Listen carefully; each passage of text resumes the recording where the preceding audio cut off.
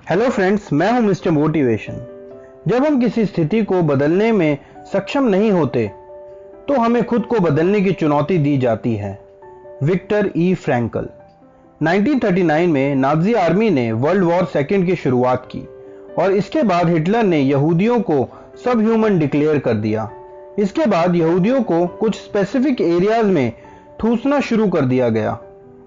इन areas को लोग concentration camps कहने लगे।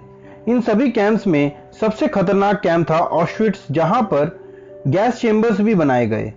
इन गैस चेंबर्स में यहूदियों को टॉक्सिक गैसेस से मारा जाता था।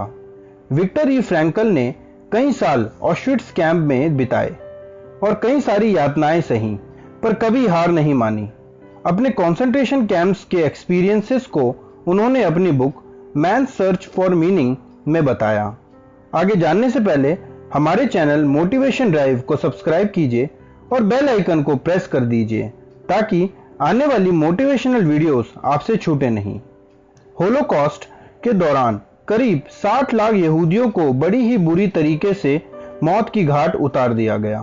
कॉन्सेंट्रेशन कैंप्स में वीक लोगों को गैस चेंबर्स भेज दिया जाता और बाकियों से दिन रात काम कराया जाता और बदले में सिर्फ पानी जैसा सूप दिया जाता।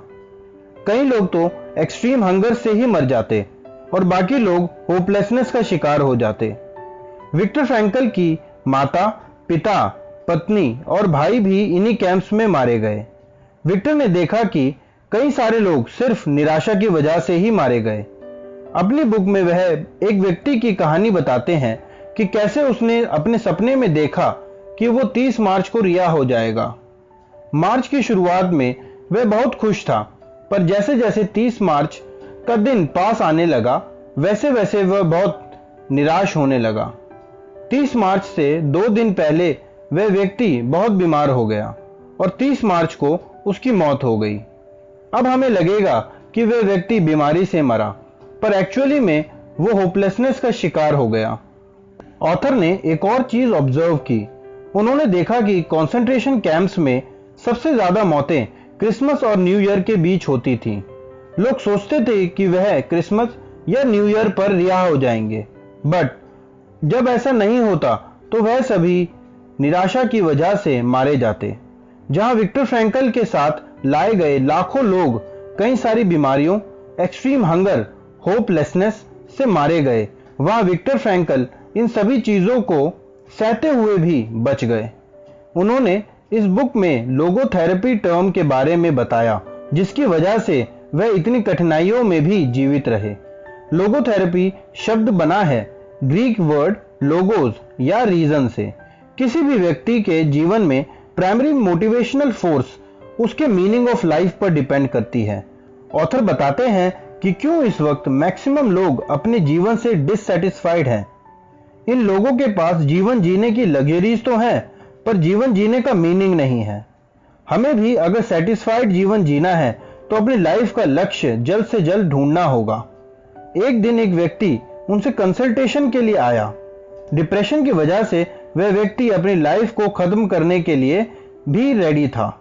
विक्टर फ्रैंकल ने जब उस व्यक्ति से पूछा कि उसके डिप्रेशन का क्या रीजन है, तो उसने बताया कि वह अपनी वाइफ से बहुत प्यार करता था, पर 2 साल पहले उसकी मौत हो गई और मैं उसके बारे में दिन रात सोचता रहता हूं। मैं भी मरना चाहता हूं। इस पर विक्टर ने उनसे पूछा कि अगर आपकी पत्नी की जगह आप मर जाते तो आपकी पत्नी पर क्या बीतती।